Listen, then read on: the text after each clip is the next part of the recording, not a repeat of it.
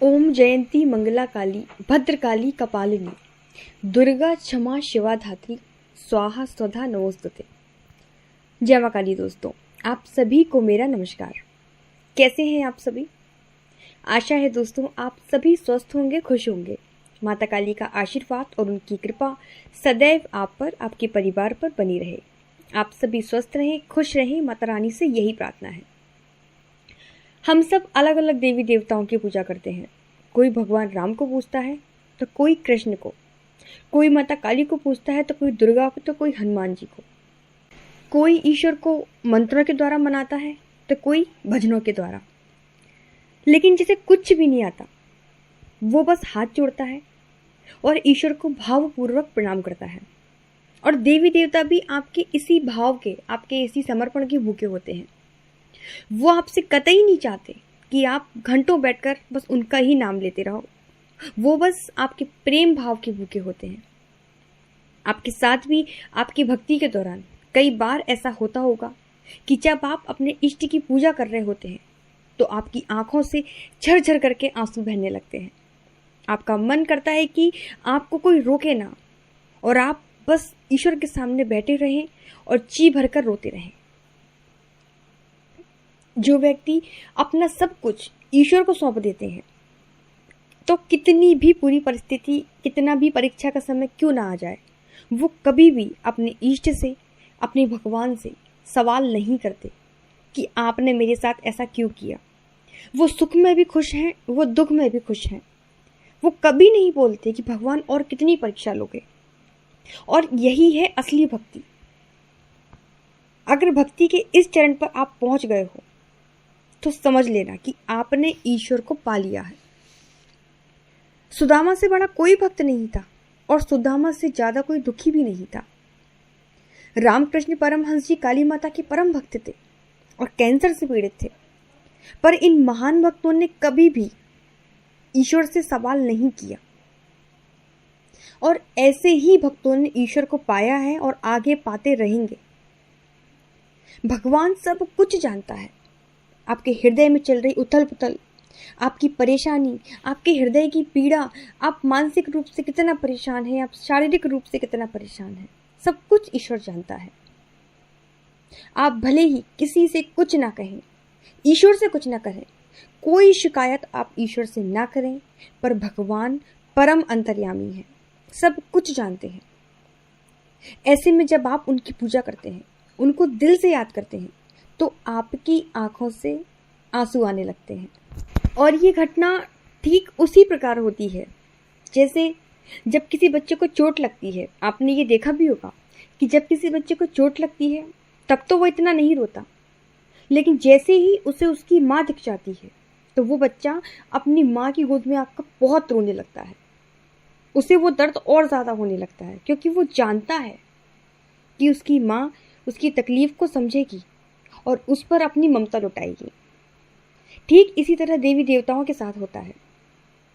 हम अपने इष्ट से एक रिश्ता जोड़ लेते हैं। जैसे जिसकी माँ नहीं है तो वो देवी को माँ मान लेते हैं, उनसे माँ का रिश्ता जोड़ लेते हैं। कोई कृष्ण को अपना भाई बना लेता है, कोई लड्डू गोपाल जी को अपना बच्चा मानकर ही उनकी सेवा करने लगते हैं और जैसे बच्चे की सेवा की जाती है उस प्रकार उनकी सेवा करते हैं। और ये रिश्ते जो होते हैं ये दिल के रिश्ते होते हैं और हृदय के भाव से चलते हैं। आपने सुना भी होगा वो भजन, भगत के वश में है भगवान, जिसमें एक बुढ़िया माँ श्री कृष्ण जी को अपने बच्चे की तरह मानती है, बच्चे की तरह पालती है।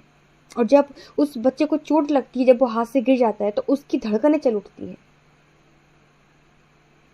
ये है सच्ची भक्ति।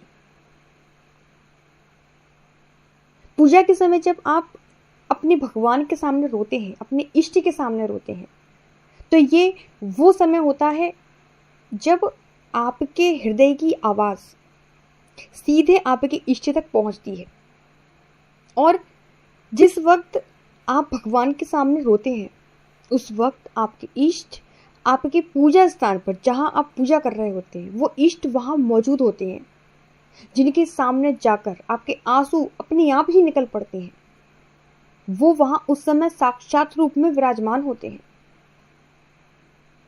क्योंकि जिस समय आप ईश्वर के सामने रोते हैं वहाँ कोई दिखावा नहीं होता, वहाँ किसी प्रकार का कोई भी छल कपट नहीं होता, सिर्फ आपके हृदय की पुकार होती है। जो आप अपने दिल में ईश्वर के प्रति भाव रखते हैं वो सीधे आपके ईश्वर तक पहुंचते हैं, आपके इष्ट तक पहुंचते हैं,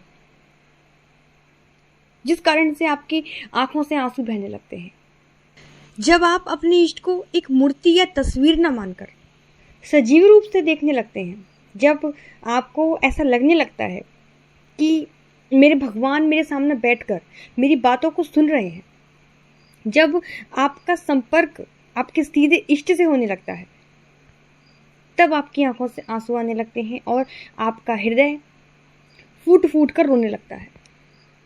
ये भक्ति का वो चरण होता है जब भगवान आपकी हर प्रार्थना को स्वीकार करते हैं और आपके समस्त संकटों का निवारण करते हैं और आप भक्ति के अगले चरण में उस समय पहुंच जाते हैं।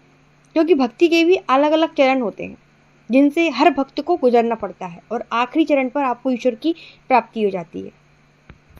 अब इस विषय में कई लोगों का ये भी कहना है कि जिन व्यक्तियों को ईश्वर के सामने रोना आता है या फिर जिनके आंसू अपने आप बहने लगते हैं, तो वो आंसू, वो रोना, वो नकारात्मकता के कारण होता है। जो आंसू निकलते हैं उसके माध्यम से उस व्यक्ति की जो नकारात्मक ऊर्जा होती है वो बाहर होने लगती है। पर मैं ऐसा बिल्कुल भी नहीं मानती, क्योंकि कोई भी नकारात्मक शक्ति ईश्वर के सामने टिक ही नहीं सकती। तो ईश्वर के सामने बैठकर रोना तो बहुत बड़ी बात है। ईश्वर के सामने बैठकर हर कोई नहीं रो सकता। ईश्वर आपके अंदर की बात जानता है। आप खुद से झूठ बोल सकते हैं लेकिन ईश्वर से झूठ नहीं बोल सकते। ईश्वर के सामने रोने के लिए चाहिए हृदय के भाव। इसलिए मैं इस चीज़ को नहीं मानती। उन लोगों को ऐसा मानना है कि वो रो रहे हैं तो उनके अंदर नकारात्मकता भरी पड़ी है, इसलिए उनको रोना आ रहा है। इसलिए जिन भक्तों के मन में इस तरीके के प्रश्न उठते हैं कि पूजा के समय नींद क्यों आती है, पूजा के समय हमें उबासियाँ आती हैं या आंसू निकलते हैं, रोना क्यों आता है, तो वे अपनी ये जो जिज्ञासाएं हैं उन्हें सिर्फ उन्हीं लोगों के सामने रखें जिन्हें भक्ति मार्ग की जानकारी है और सही जानकारी है, जिसने खुद डूबकर भक्ति की है। अब जिसे भक्ति का भाक्षर के बारे में भी ना मालूम हो, वो आपको क्या बताएगा, वो क्या आपके प्रश्नों के उत्तर देगा। उल्टा वो व्यक्ति आपको भ्रमित कर देगा आपके भक्ति मार्ग से, और फिर आप भक्ति को छोड़कर एक नए प्रश्न का उत्तर ढूंढोगे कि मेरे अंदर कौन सी नकारात्मक ऊर्जा है, इसे कैसे बाहर निकालूं, मुझे कैसे ईश्वर की प्राप्ति होगी। इसलिए ईश्वर आपके अंदर है। किसी से भी इस तरीके के प्रश्न ना करें, और पूछना है तो फिर ऐसे लोगों से पूछें जो आपको सही राह दिखा सके। इसलिए ऐसे लोगों से आपको हमेशा बचकर रहना है। कई लोगों का ये भी प्रश्न होता है कि पूजा के समय हमें नींद बहुत आती है, तो नींद क्यों आती है। अब इसे भी आप ऐसे लोगों से पूछोगे जिसे कुछ नहीं पता, वो आपको उल्टा ही ज्ञान देगा। लेकिन अगर इस स्थिति को अगर मेरी दृष्टिकोण से देखोगे तो मैं इस चीज़ में भी सकारात्मकता ही ढूंढूंगी। मैं यही कहूँगी कि नींद हमेशा फूलों की सेज पर ही आती है, कांटों की सेज पर नींद नहीं आती। आप ईश्वर की कथा सुन रहे हो, आप भगवान के भजन सुन रहे हो, तो आपको नींद आ रही है क्योंकि वो फूलों की सेज है। यही आप किसी डिस्को में जाओ, क्लब में जाओ, रात भर पार्टियां करो और यूट पटान के गाने सुनो तो आपको रात भर नींद नहीं आएगी, क्योंकि कांटों पर किसको नींद आती है। इसलिए मैं हर चीज़ को सकारात्मक रूप से लेती हूँ। तो ये थी मेरी आज की जानकारी। उम्मीद है आपको ये वीडियो पसंद आया होगा। अगर आप पहली बार मेरे चैनल पर विजिट कर रहे हैं तो चैनल को सब्सक्राइब जरूर कर लीजिएगा, बेल आइकन को प्रेस कर दीजिएगा ताकि आने वाली हर वीडियो, हर जानकारी आप तक सबसे पहले पहुंचे। साथ ही वीडियो अच्छा लगे तो वीडियो को लाइक जरूर करना है। कमेंट में सभी को जय माँ काली और जय श्री कृष्णा जरूर लिखना है। मैं मिलती हूँ आपसे दूसरी वीडियो में। अगर कोई प्रश्न है तो आप मुझे कमेंट में पूछ सकते हैं और टेलीग्राम ग्रुप से भी आप हमारे जुड़ सकते हैं। उसका लिंक मैं आपको वीडियो के डिस्क्रिप्शन में दे दूँगी। तो सभी को जय माता दी, सभी को धन्यवाद।